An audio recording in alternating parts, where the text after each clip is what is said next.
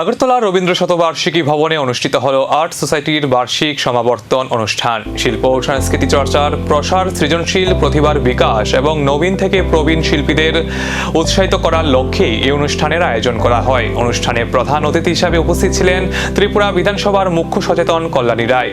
তিনি বলেন, শিল্প ও সংস্কৃতি একটি সমাজের পরিচয় বহন করে এবং নতুন প্রজন্মকে সৃজনশীল কর্মকাণ্ডের সঙ্গে যুক্ত করতে এ ধরনের উদ্যোগ অত্যন্ত গুরুত্বপূর্ণ।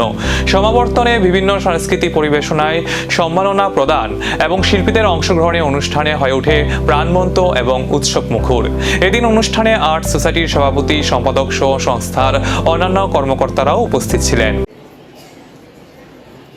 এত কানায় কানায় লোকের লোক সমাগম, তাদের উপস্থিতি, এটা আর্ট সোসাইটি যদি ওই জায়গায়, ওই হৃদয়ে যদি সেভাবে পৌঁছাতে না পারত, তাহলে এটা কখনোই সম্ভব হতো না। ধন্যবাদ আর্ট সোসাইটিকে যে এইভাবে আপনারা একটা শিশুকে প্রকৃত কারিগর করে তোলার প্রয়াস নিয়ে আজকে 21 বছরের জার্নি করে আজকে একটা বার্ষিক সমাবর্তন অনুষ্ঠানের আয়োজন করেছেন।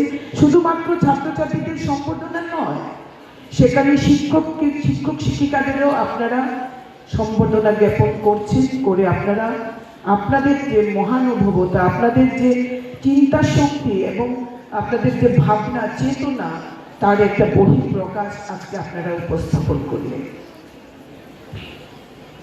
স্যার বলছিলেন, শিল্পচর্চার এই ধারাবাহিক উদ্যোগ আগামী দিনে আরও কত নতুন প্রতিভার জন্ম দেবে, সেদিকে এখন নজর সংস্কৃতি প্রেমীদের।